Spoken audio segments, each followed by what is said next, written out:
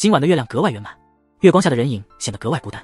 在回家的路上遇上了一辆面包车，车里的人死死地盯着他，还夸他的眼睛长得挺好看。接着拿起斧头从车里走了出来，没等说什么就挥斧而来，好在逃过一劫。没想到还有同伙在暗中，真是走路都能招惹祸，倒霉事从天而降。再次醒来时，自己已经躺在了手术室里，这里的灯光别具一格，医生已经准备好了，要动手术切开胸口。手术过后，他勉强撑开眼睑，嘴角微微上扬，笑着将眼球取出。不久之后，几个黑色的大垃圾袋被丢弃在垃圾堆中。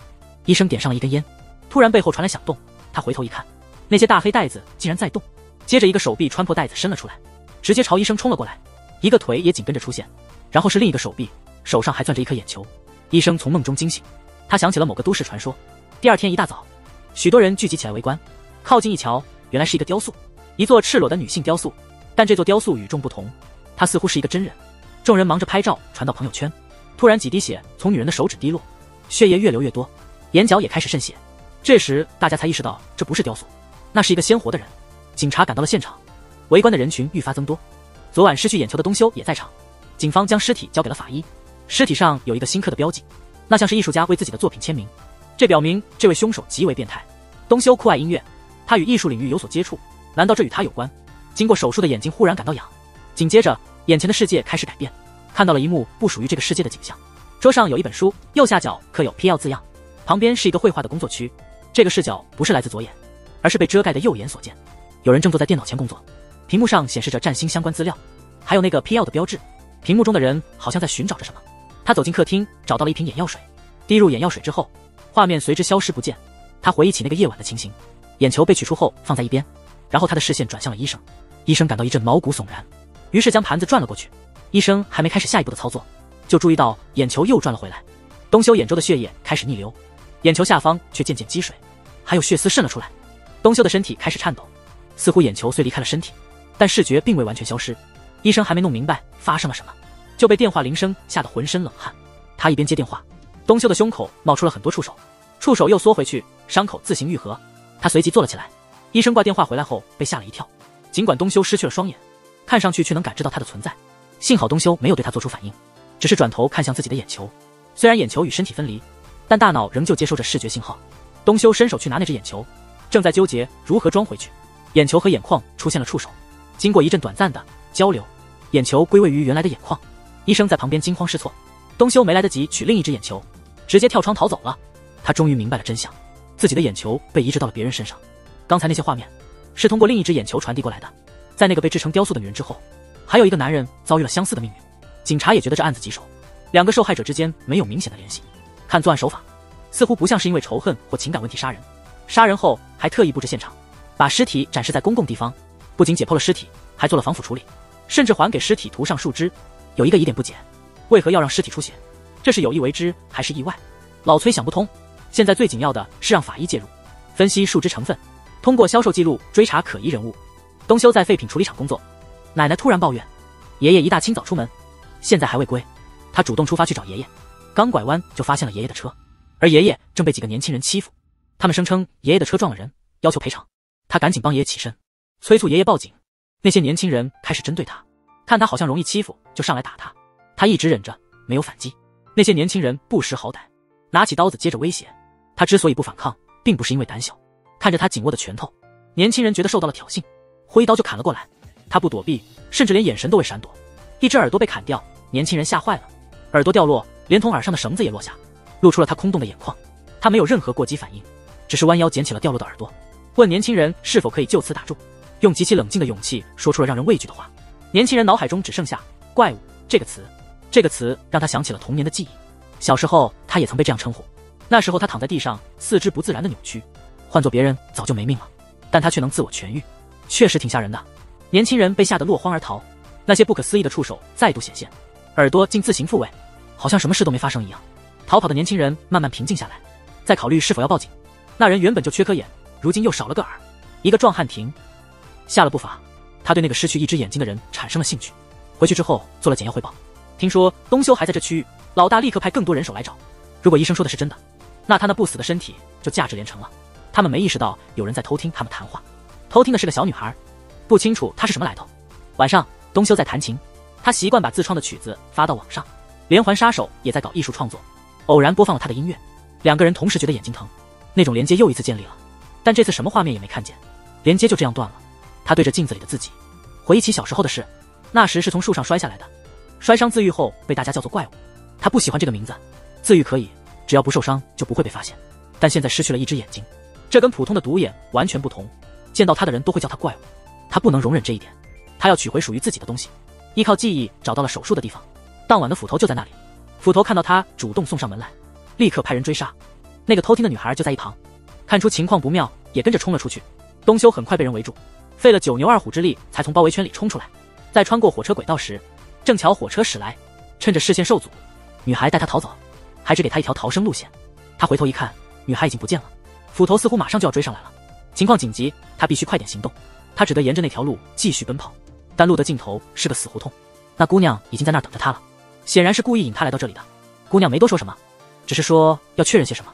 定睛观察了他一阵，接着突然刀砍向他的腿，触手浮现，伤口迅速愈合。斧头带领的人马的声音在不远处响起，他正准备逃跑，姑娘就把他推了下去。换做常人，这一摔非死即伤，幸好他与众不同，不必走常人之路。姑娘轻声迎接着说了句欢迎，看来他与他是同类。另一方面，连环杀手又带回了一具年轻的尸体，露出了他的真实面目，看起来文质彬彬，没想到行径如此残忍，果然是外表不足以显示一个人的本质。尸体很快就被公之于众，像以往一样引来众人围观。和前2次一样，尸体上有PL标记，这次的地点比较特殊，就在那个连环杀手所在公司的附近。公司里有个女同事对他颇有好感，他听过东修的歌，觉得很有意境，不知不觉中开始哼唱。连环杀手对这首歌也有所印象，一瞬间他神情恍惚，突然感到眼睛剧烈疼痛。东修也出现了同样的情况，那种神秘的连接再一次发生了。东修看到了那位女同事的面孔，以及她周围的环境，他认出了这个地方，在他收废品的时候曾见过。与此同时，老崔头疼欲裂，案件太过离奇，毫无头绪，加上公众关注度极高，甚至引起了国外的强烈反响。一位德国网友发表了评论，案件虽然极其可怕，但其艺术性令人赞叹。还有法国网友留言，希望警方能早日破案，不希望再有人受害，同时对下一件作品又充满期待。没过多久，那种连接又一次发生，连环杀手不小心打翻了水瓶，他拿起旁边的抹布开始擦拭，显得很在意笔记本上的内容，笔记本上也印着 PL 的标识。东修上网查找相关信息，这才意识到他正对峙的是操纵尸体进行艺术创作的杀手。老崔偶然瞥见现场的照片，在人群中发现了东修的身影。东修有个奇怪的问题，每当碰到关键线索就会流鼻血，同事们见状立即将他视为重点嫌疑人。这时东修回忆起童年的往事，他爬树只是为了观察小鸟，却被乌鸦的突然出现吓了一跳，慌乱之中从树上摔了下来。朋友们目睹他那扭曲的身体，都以为他不可能存活，然而他却奇迹般的生还了，立刻被视为异类。他的书桌上放着一张很特别的全家福，照片本来只有父母，没有他。他从别处剪下自己的照片，贴在了父母中间。不久，他来到了杀手曾经出没的地方，希望能在这里找到线索。他取下眼罩，揉了揉眼睛，女同事恰好路过，他认出他就是之前连结中出现的人。女同事和他的朋友看他的眼神充满恐惧，这时他才意识到自己忘了戴眼罩，两人吓得逃走了。他急忙追上去询问，问女同事是否和某个男士在这里相遇过。两人将他当作了变态，加快步伐快速离开。看到旁边的保安正盯着他，他不再前进。午休时，杀手在楼下的餐厅用饭，同时在寻找下一个目标。他很快就注意到了一名女孩，女同事也恰好来到这里，看到杀手在此，他感到非常惊讶。平时他很少来这种地方，于是邀请大家和杀手坐在一起用餐。周围突然传来东修歌曲的旋律，连结又一次发生了。东修看到了外卖员，也看到了女同事，他立即前往那家饭店，但附近的饭店实在太多，东修不确定应该去哪家饭店开始寻找。这时连结再次出现，女同事拿起手机，提到有位著名音乐人要翻唱一首歌，正是东修自己创作的歌曲。旁边的电视正在播放某家饭店的广告，东修从中捕捉到了一些关键线索。广告中提到了南山屋元祖血肠，与此同时，女同事和朋友暂时离开了座位。那位女同事名叫单希，单希对那位杀人魔产生了好感，但杀人魔对她也有意思，打算尝试追求看看。杀人魔表示不在意，还祝福他成功，随后打了个招呼准备离开。东修恰好赶到了现场，与正要离开的杀人魔不期而遇，他们互相道了歉，都没有放在心上。东修看到了单希，单希看见他，心想麻烦来了，变态找上门。东修还未开口说话，旁边的男同事觉得情况不妙，走前来抓住了东修的衣领。东修急忙解释自己并无恶意，只是过来找人。他以为那是单希的男朋友，但单希却说他是单身。晚上，杀人魔在家洗了个澡，他的身上有一处伤疤。洗完澡后，他又开始进行创作，沉浸在自己的艺术世界中。而东修躺在床上，捂着一只眼睛，在思考连结的奥秘。为什么有时能看到，有时看不到？东修打开电脑，开始搜索尸体艺术相关的资料。警方还没有找到凶手的任何线索。电脑上突然跳出一个弹窗，是他之前见过的占星术。他找到了占星术的线下门店，去询问那些图案上的符号是什么意思。店主说那些是太阳系行星的标志。东修注意到其中有 PL 这个符号，他见过很多次。他向店主进一步询问，得知这代表冥王星。他又问店主冥王星与11月29日和12月12日在占星术中有什么联系。那天冥王星和金星会形成合相，在特定角度看，多颗行星叠加就叫合相，每颗行星都有它的象征意义。金星象征美丽与艺术，冥王星则象征毁灭与重生，它还代表着阴间的主宰，被称为死神。这两颗行星合相，代表着死亡与艺术的结合。下一次合相是在12月20日，那也是第3个受害者出现的日子。接下来是12月25日，最后在1月6日结束。这些都是犯罪发生的日期。与此同时，杀人魔的门铃响了，是单希突然来访。他自信满满的说他了解杀人魔的一切，这话说的有点过分。如果他真的知道，那他只有一个结果，死亡。他没有透露太多具体的信息，只说他这次来是想让杀人魔更了解他。这简直是自投罗网，送上门去。他觉得杀人魔的家很整洁。杀人魔问他是否想洗得干净些，这话说得很暧昧，暗示意味很重。他没有反抗，乖乖去洗澡了，让杀人魔更深入的了解他。同时，占星术的负责人找到了老崔，跟他说东修来打听冥王星的事情，还给老崔看了照片，确认了是东修本人。这让老崔更加相信了自己的猜测。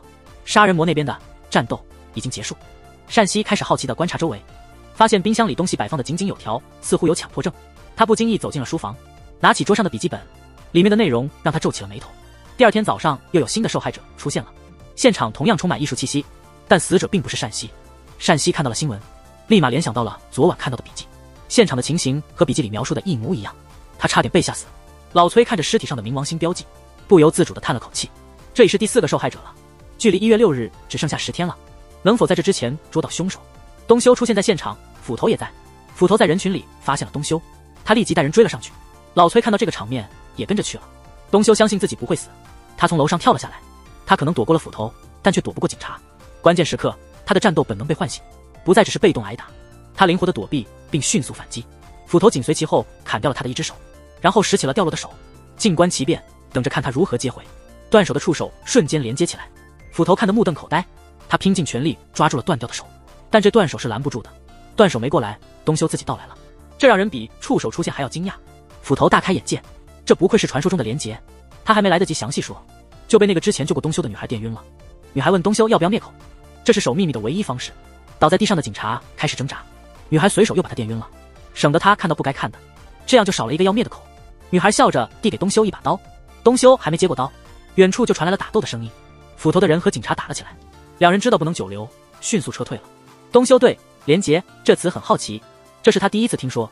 女孩倒是有些了解，她也是为此而来，但她与斧头及其手下的目的不同。斧头想要利用她赚钱，但女孩不是这么想的。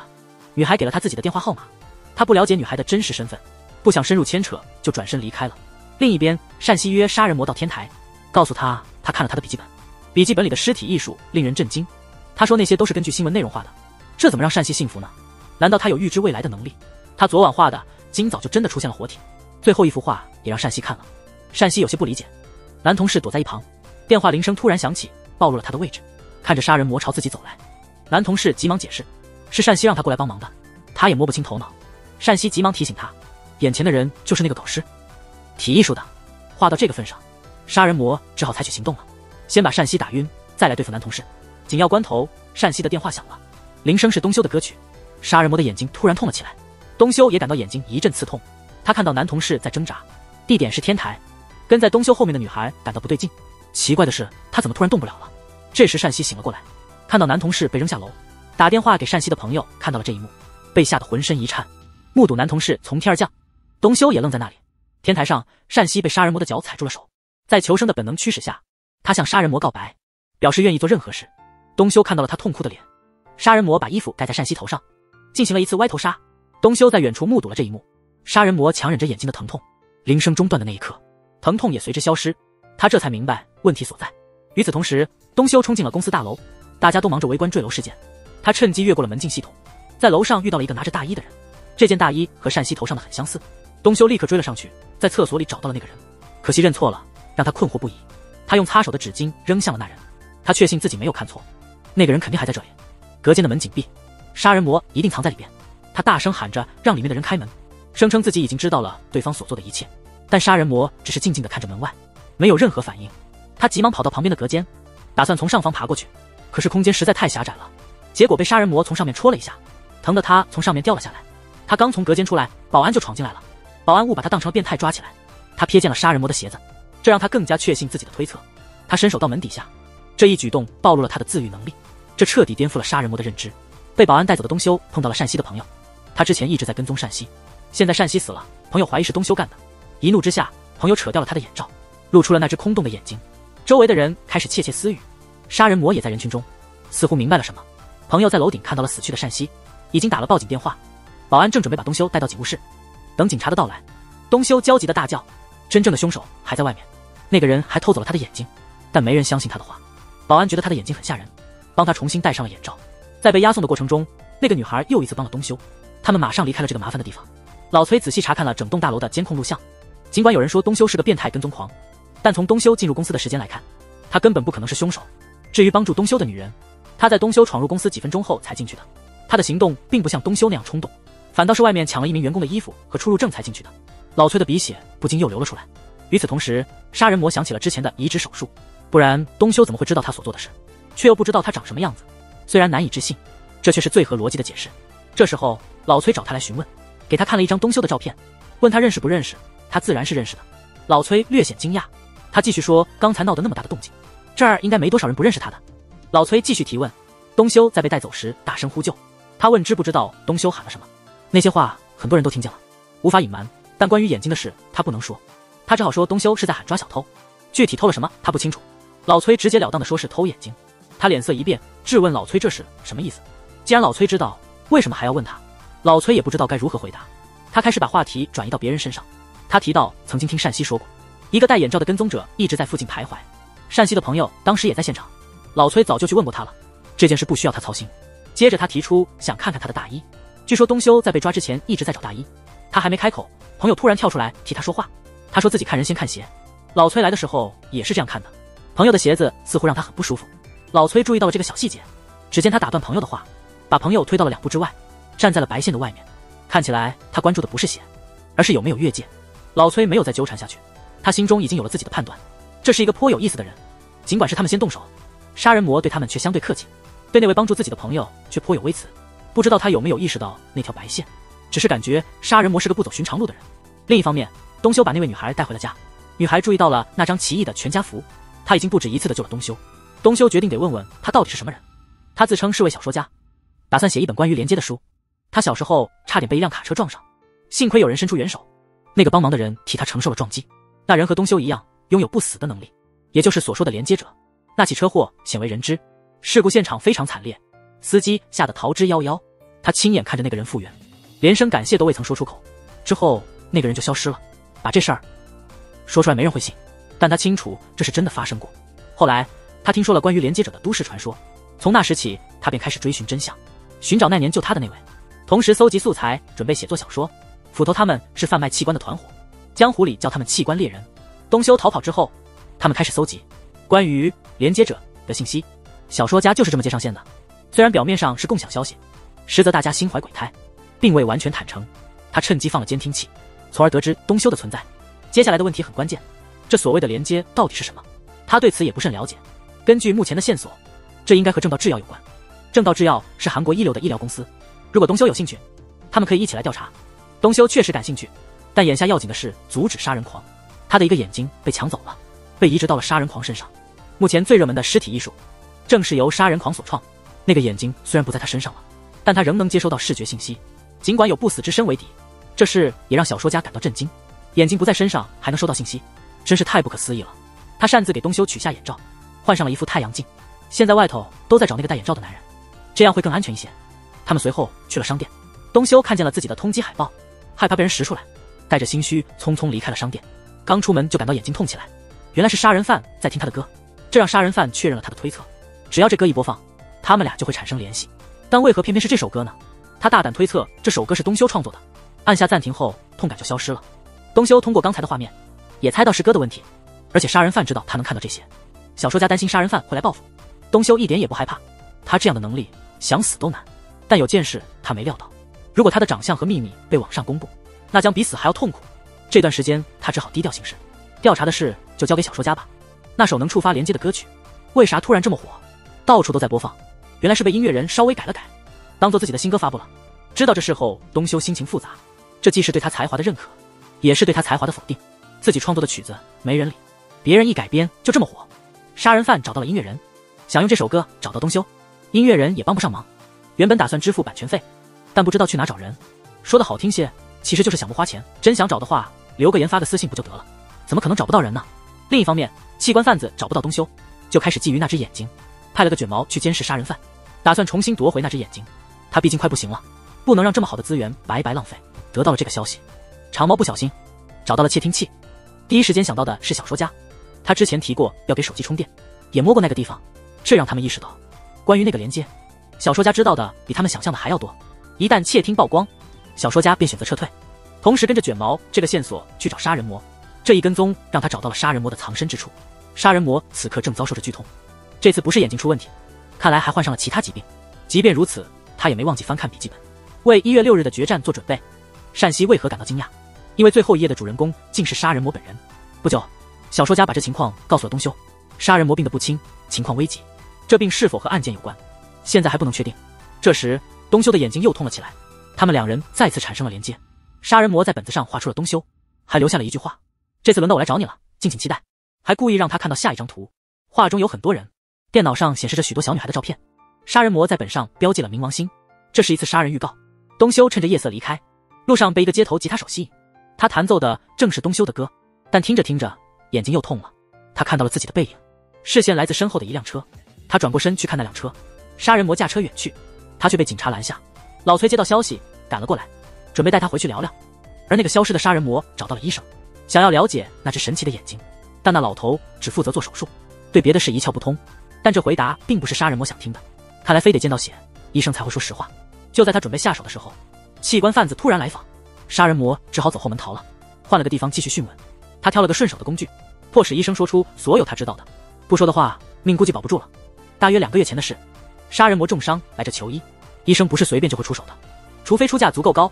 杀人魔知道这医生不干净，特意警告他手术时别动他器官，说白了也没用，因为他身患癌症，癌细胞已经扩散到全身，本来杀人魔治好伤就能走的，谁知这就是命运，神奇的巧合。医生那时还有另外的活儿，就是取出东修的器官。手术本来挺顺的，谁料东修突然自愈，跳窗逃走了，但匆忙中忘了颗眼睛。医生在江湖上混了多年，听过所谓的连结传说，那是1000年一遇的事。正道制药在生技上有大发现，这发现叫做连结，和活体器官移植有关。东修的情况很符合，医生碰上这种事，不利用一下就太可惜了，于是就把杀人魔当实验品，把掉的眼球给他移植了，想看到会有什么变化。比方说末期癌症的他移植了不死之人的器官，会不会得以重生？想知道的都差不多知道了。医生活着也没啥必要了，与其受折磨，不如一了百了。与此同时，东修在接受审问，警方想知道的问题太多。为什么他要从陈家现场逃跑？据警方掌握的信息，似乎是有帮派小混混在追他，而且只要是发生命案的地方，总有他的身影。哪里有命案，哪里就有他的踪迹。1、2次可能是巧合，但每次都出现，就难以解释了。他还找过算命的，从他们的交谈来看，东修似乎知道星象图和那些死者有关，这样的行为太可疑了。不是凶手还能是谁呢？当警方怀疑他时，东修觉得他得说点什么，但又不知该怎么开口。他只好说他跟凶手有相同的视角，简单来说，他能偶尔看到凶手的所作所为，但这种情况并不常有。这么离谱的话，没人会相信。看着同事快要失去耐心，老崔决定亲自来处理。他相信东修没有撒谎，毕竟这世界无奇不有，他得先相信东修的古怪陈述，这样才能继续对话。东修也挺识趣，既然老崔愿意听，他也就愿意多说点。很快又有命案发生了，3个小女孩成了受害者，死者身上刻着冥王星符号，这是凶手最爱的标志，也是他的手法，死亡与艺术的结合。看着东修开始敞开心扉，老崔抓住机会表达了自己的疑问，他怎么能看到凶手的行动呢？这是东修不愿提及的痛处，最好是少有人知道。老崔理解东修的担忧，就带他去了警局的天台。为了让老崔更好理解，东修决定当场示范一番。他切断了自己的手指，断掉的骨头自动接上了。老崔看了非常吃惊，这是东修从小就有的能力，他自己也不知道怎么来的。但最近他发现，有人把这个能力称作连结。因为一场意外，他的眼睛被移植到了杀人魔的身上，在满足了某些特定条件后，他那只装在杀人魔身上的眼睛他能把目睹的一切传回来，这让老崔对世界的看法完全颠倒了。虽然不确定他说的是不是真的，但老崔决定试着信他一回。不久，身份核查的结果出炉，他提供的信息全都是伪造的，指纹也查不到，是个无户口人。看来他是走投无路了，但他不能就这么留在这里，必须出去阻止那个杀人犯。既然无法走正道离开，那就只能另辟蹊径了。他卸下了自己的手，身体转过身，从楼顶跳了下去。有了不朽之躯，这点高度算不了什么。老崔意识到事态不妙，急忙带人追去，但迟了一步，刚出警局人就消失了。另一方面，小说家联系不上东修，担心他遇到了什么麻烦，结果一不留神把手指切伤了，血滴在桌上。接着发生了不可思议的事，看来那句欢迎不是没来由的，他好像也拥有不死的能力。本来打算出去找东修，但手头突然来了个急活，去跟踪卷毛，打探一些消息。卷毛在这一行混了很多年，还是有些警觉的。小说家一转眼的功夫，卷毛消失得无影无踪。他去查看时，结果被卷毛偷袭了。小说家也不是吃素的，趁对方不备，他发起了反击。逃出警局的东修也没闲着，他在一所小学放了火，还打电话告诉警方他要发动恐怖袭击，威胁说要在全市的小学放火，要是看到有孩子在路上，就会一个不留。老崔知道是东修搞的鬼，虽然手法很激进，但眼下只能迎合他，向上级申请让全市小学停课，要求学生都待在家里，不要出门。但光是这样能够阻止杀人犯吗？那杀人犯就太好对付了。看到警方开始采取行动，东修终于松了口气。这期间，他收到了音乐家的点评，他收到了赞扬，说他创作的歌曲非常好。对方表示有机会，希望能够合作一下。东修看到消息后特别高兴，终于得到了行家的认可。但是高兴的心情转瞬即逝，眼睛又痛起来。杀人魔给他发送了一条信息，让他看到信息后立刻给他打电话。东修照做，拨通了电话。杀人魔在电话中颇为狂妄，他坚称自己的计划无人能够阻挡。第二天，人们在桥下发现了卷毛的尸体，最后一个见到他的是小说家，这应该是小说家的杰作。事情闹得这么大，东修已经不能再待在家里了。小说家带他去了一个安全的地点，叫他先在这里躲一躲，他会帮他找回眼睛。小说家虽然年轻，但气势不凡，他这么做是有他的理由。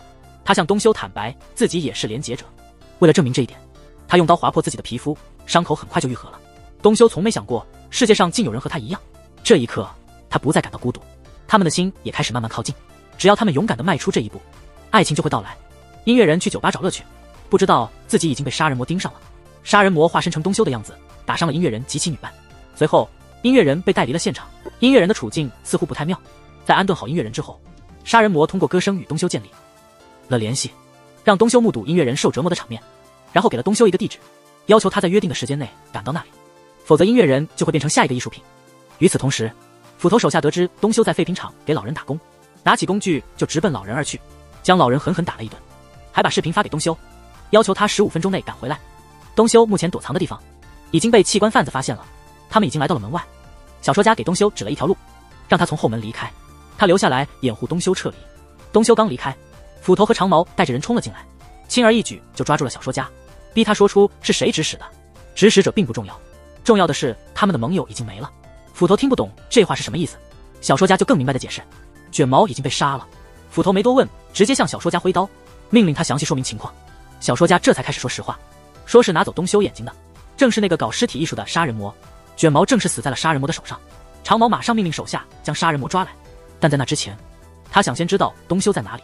小说家还没来得及回答，脸上的伤口就自动愈合了，这让长毛十分兴奋。他意识到这是赚大钱的机会，他终于理解了小说家的监视目的，是为了防止东修落入他们手中。小说家突然发难，给了他一个猛踢，接着迅速操作，瞬间逃脱了现场。斧头想要追捕，却被长毛阻止了。他计划利用小说家做诱饵，抓住所有有连结的人，这是一次发财的好机会。与此同时，东修赶到了废品厂，看到了被捆绑的爷爷，还没来得及解开爷爷的绑绳，斧头的手下突然从后面偷袭，也将他捆了起来。他们还打算杀死爷爷。东修一听此话，便用尽全力撞倒了对方。另一个人上前帮忙，但不是东修的对手，很快被击晕，然后启动了切割机，在众人震惊和不解的目光中，切断了束缚双手的铁链。铁链虽断，但手也受了伤，对东修来说这是家常便饭。东修重获自由，吹响了反击的号角。他之所以这样做，是为了保护爷爷，但在爷爷眼里，他却变成了一个怪物。想起小时候被称作怪物的日子，东修的眼神里满是悲伤。这时，斧头的手下再次偷袭，东修连续2拳把对方打晕。他抬起锄头，似乎要迅速结束对方的生命，但在最关键的时刻，他停止了手中的动作。他不能让自己做出这样的事，否则他就会变成一个真正的怪物。他随即解开了爷爷的绑绳，让爷爷重新找个帮手。他无法在这里继续工作，向爷爷道歉后，借了爷爷的车，决定把斧头的手下送往医院。正当他准备离开之际，爷爷突然叫住了他，说他会处理好这一切，让他快点离开，千万不要被抓，也不要再受伤。爷爷突然的关心让东修内心感动，他深深向爷爷鞠了一躬，感激爷爷这段时间的照料。结果刚走出门就遇到了小说家，两人一起到天台散心。东修感到非常自责，如果不是他干扰了杀人魔的计划，音乐人就不会遭到杀人魔的伤害。他的一生都在隐藏自己与众不同的一面，如果能救人，他愿意做任何事。但在当前这种状况下，他在想是否自己选择错误了。小说家安慰他说，为了救那些小学生，他宁愿成为纵火犯。真正做错事的从来都不是他，而是那个杀人魔。与其担心容易受伤的肉体，小说家更认为他们的不死之身更加珍贵。在说这些话时，他心中想的是杀死卷毛的情景。东修虽有能力，却因此受尽磨难，选择躲藏起来过着平凡的生活。但他和他不同，当他意识到自己的能力后，并且搜集到更多的信息，他才明白这种能力是多么的独特。如果这个世界不能接受他们，那他们就只能改变这个世界。他们甚至有能力统治世界。听完这些，东修不由得开始自嘲，他们俩就想要掌控全世界。这种想法未免太天马行空了。没想到小说家回答说，不只是他们两个，东修很快就将会遇见更多的同伴。正说着，东修的眼睛感到疼痛，杀人魔又一次建立了联系，改变了见面的地点和时间。东修知道他必须去那里，他要救出音乐人，还得取回自己的右眼。小说家说他有别的事情要处理，不参与这次的行动了，相信东修的能力足以应对。他们约定，谁如果先完成手头的事，就主动联系另一方，之后就各自离开了。另一方面，警察抵达了案发现场，通过驾照确认了死者是卷毛，在附近发现了一台相机，相机里全是杀人魔的照片。从照片拍摄的时间来看，卷毛并没有在杀人魔进行活体艺术时跟踪他。这时有匿名人士报案，说音乐人被绑架了。虽然报案者没看清犯人的脸，但在昏迷前听到犯人说未经允许使用别人的歌曲。老崔突然有了一种预感，一个是拥有不死之身的东修，一个是玩弄尸体艺术的杀人魔，一场血腥风暴即将来临。与此同时，东修准时抵达了约定的地点，杀人魔开车现身，全副武装地走下了车，东修也做好了战斗的准备。谁知道杀人魔不讲武德，按下了一个按钮，四周立刻喷射出毒物，东修很快就在毒雾中昏迷过去。杀人魔将手放在东修的胸口，直到感觉到东修的心跳停止，但几秒钟后，东修的心脏又开始跳动，而且跳动的比之前还要快，这让杀人魔感到无比震惊。在另一头，小说家通过手机追踪，注意到东修的移动速度骤然增快，他推测东修可能在车里。他猜对了，东修正被绑在车上，而且被绑得结结实实。杀人魔播放音乐与东修建立了联系。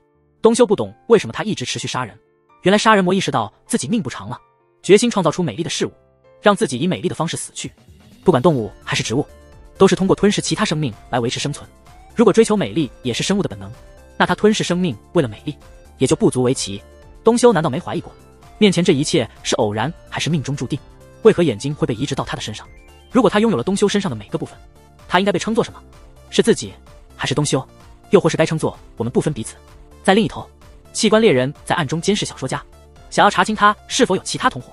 如果能找到更多的连接者，那就能大发横财了。但是赚再多钱也得有命花。小说家早就察觉到了自己被跟踪，迅速摆脱了这个麻烦，并且狠狠地踏碎了手机。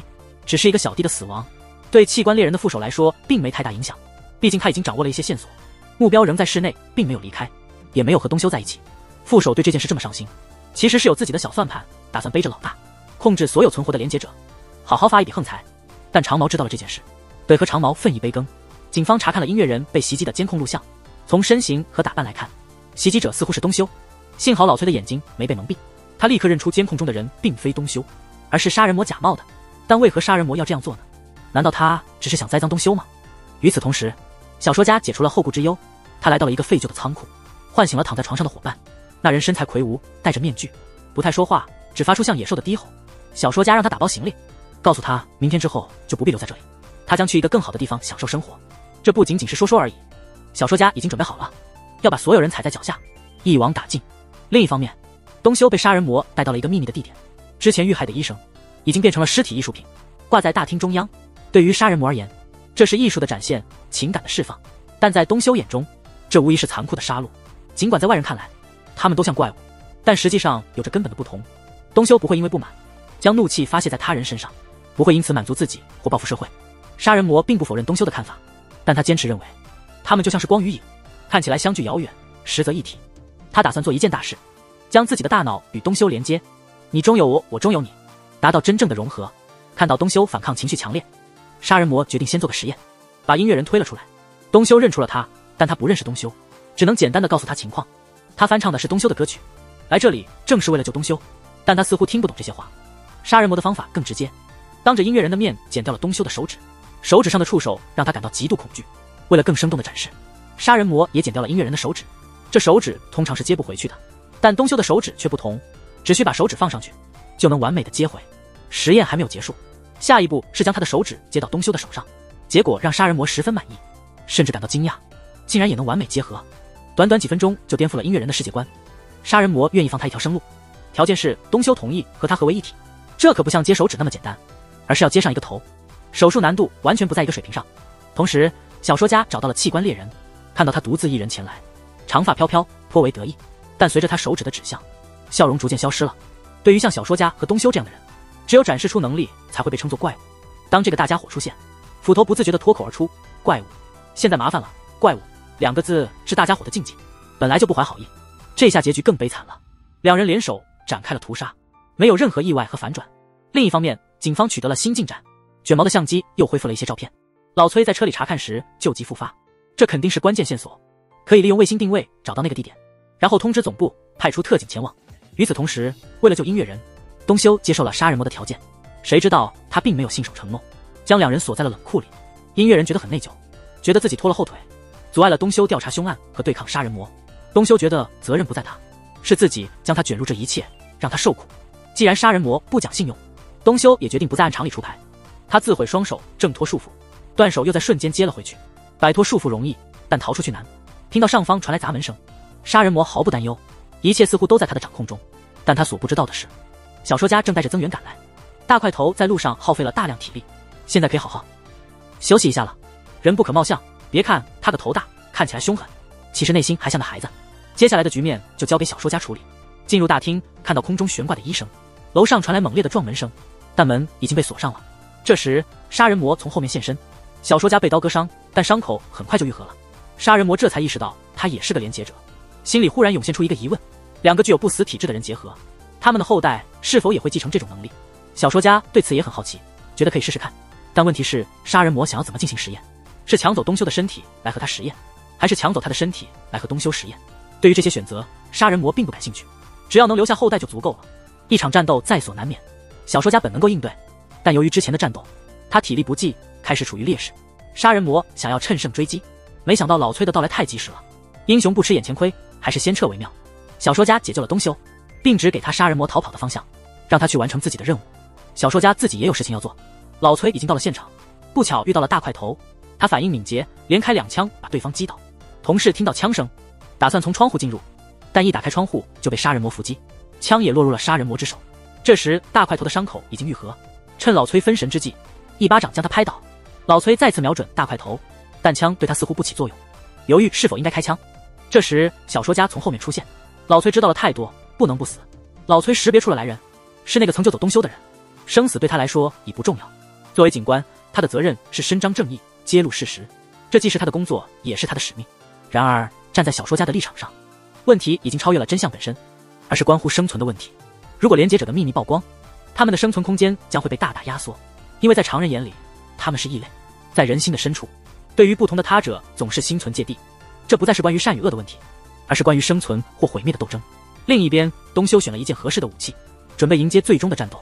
杀人魔也做好了战斗的准备，他很想看看东修的恢复速度有多快。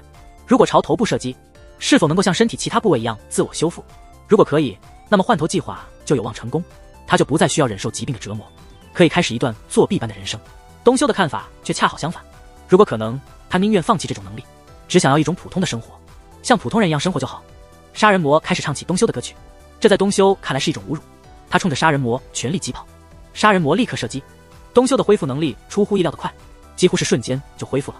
杀人魔把枪对准了头部，这次恢复稍慢了一些，但也仅仅是一点点，即使眼睛受伤也没关系。杀人魔发出了恐慌的叫声，继续扣动着扳机，可是子弹已经用尽。东修迅速缩短了距离，抓住了杀人魔的脖子，刚要举起对方，却突然跪倒在地。